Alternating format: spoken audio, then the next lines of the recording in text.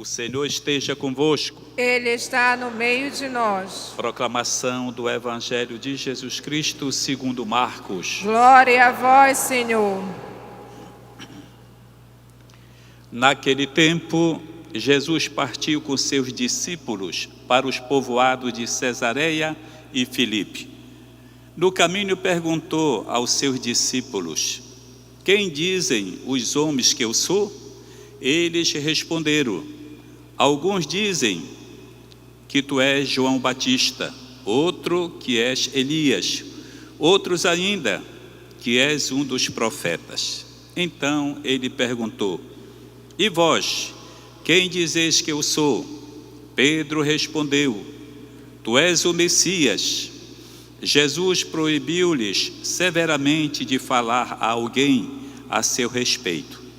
Em seguida começou a ensiná-los, dizendo que o Filho do Homem devia sofrer muito, ser rejeitado pelos anciãos, pelos sumos sacerdotes e pelos doutores da lei. Devia ser morto e ressuscitar depois de 3 dias. Ele dizia isso abertamente. Então Pedro tomou Jesus à parte e começou a repreendê-lo. Jesus voltou-se, olhou para os discípulos e repreendeu a Pedro, dizendo: vai para longe de mim, Satanás. Tu não pensas como Deus, e sim como os homens. Palavra da salvação. Glória a vós, Senhor.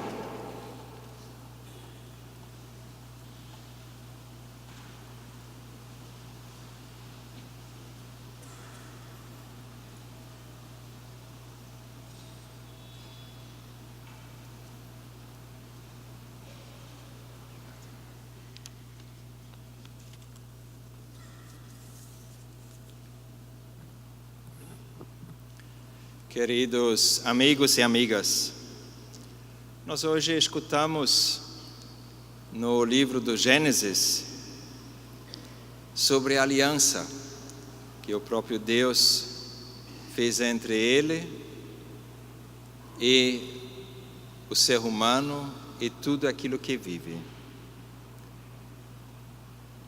Deus disse a Noé: eis que vou estabelecer a minha aliança convosco e com vossa descendência, com todos os seres vivos que estão conosco.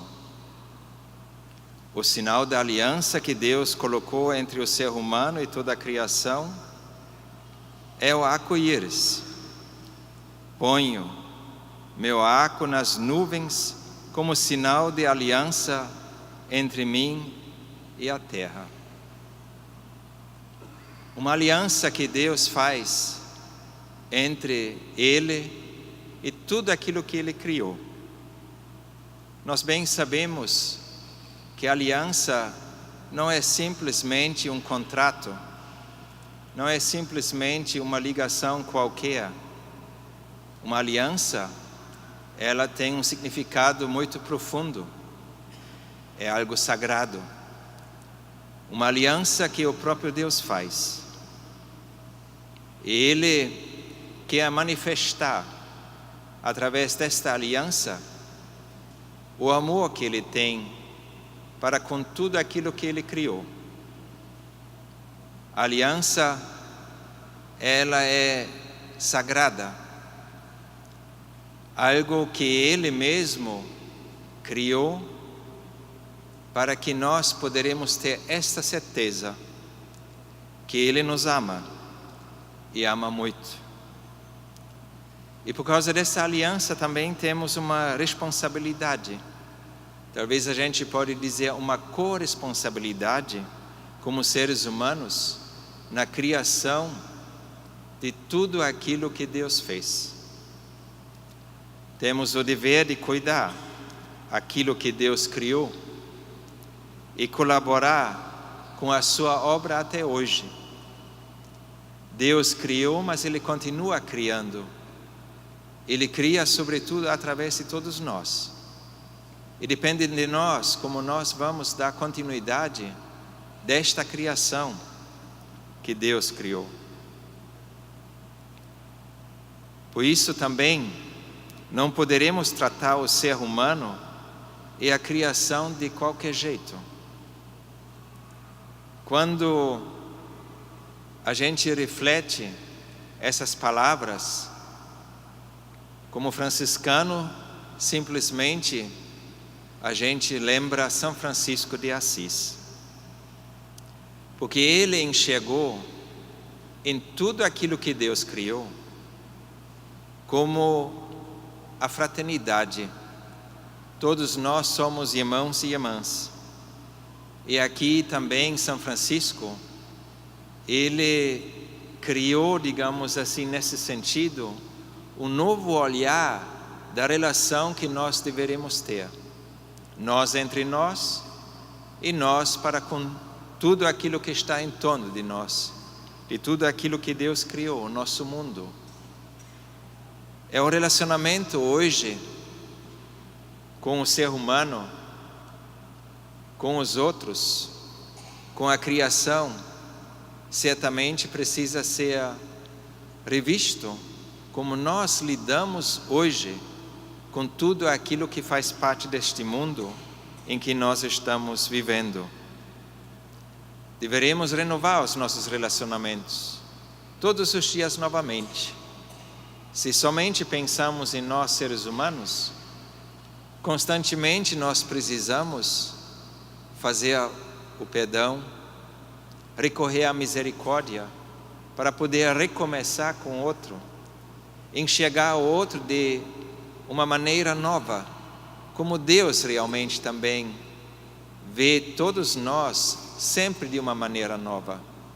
Deveremos olhar para os outros com o olhar de Deus, e assim também nós deveremos ver do mesmo jeito de tudo aquilo que Deus criou. No Evangelho de hoje, Jesus nos pergunta, e pergunta aos seus discípulos: quem dizem os homens que eu sou? E os discípulos respondem: alguns dizem que tu és João Batista, outros que és Elias, outros ainda que és um profeta. E aí Jesus pergunta diretamente a eles: e vós, quem dizeis que eu sou? E Pedro então responde: tu és o Messias. Tu és o Messias. Esta pergunta que Jesus faz para os discípulos não é porque ele não sabe quem ele é. Ele quer, através dessa pergunta, provocar os discípulos, se eles realmente têm essa convicção de saber quem é este Jesus. E aí Pedro responde por todos eles: tu és o Messias. Então, para criar essa convicção dentro deles, e assim também nós poderemos dizer quem é Jesus Cristo para nós, para cada um de nós que estamos aqui, ou aqueles que estão nos acompanhando também pela televisão, de perguntar quem é Cristo realmente para mim, de criar uma convicção dentro de nós, que este Cristo em que eu acredito realmente é o Messias, também para mim. Depois, uma vez respondido isso, Jesus começa a ensinar os discípulos. Ensina sobretudo como que eles devem evangelizar, como que eles devem viver os seus mandamentos, como eles realmente devem se comportar, como que eles devem fazer, qual é a atitude tomar. E ele também fala das últimas coisas, quando ele fala sobre a sua morte e a sua ressurreição. E aí São Pedro fica apavorado. Então ele começa a questionar e repreender Jesus. E Jesus então responde para São Pedro: vai para longe de mim, Satanás. Tu não pensas como Deus, e sim como os homens, como seres humanos. para dizer, muitas vezes nós pensamos de uma maneira muito simples ou muito simplório. Não é isso que nós deveríamos fazer e pensar, mas pensar realmente a partir do pensamento de Deus, que muitas vezes é muito mais difícil. Hoje, muitas vezes, nós temos a tendência de adequar o pensamento de Deus ao nosso pensamento, para que o nosso pensamento prevaleça. Mas não deve ser assim, deve ser o contrário. Eu preciso me constantemente adequar ao pensamento de Deus.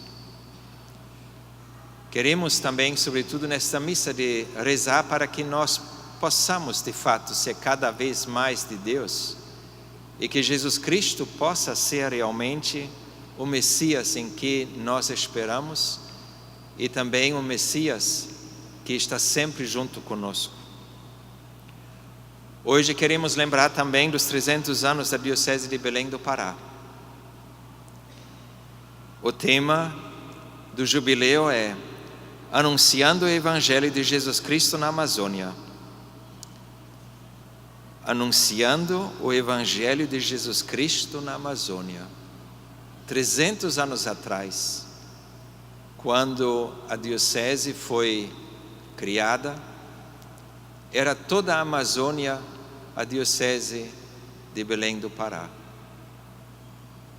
E a partir disso também depois foram criadas as outras dioceses e prelazias. Portanto, Belém do Pará é a mãe de todas as nossas dioceses. É certamente uma responsabilidade muito grande. E assim queremos também sempre, junto com a Arquidiocese de Belém, anunciar o Evangelho de Jesus Cristo. Anunciá-lo sempre.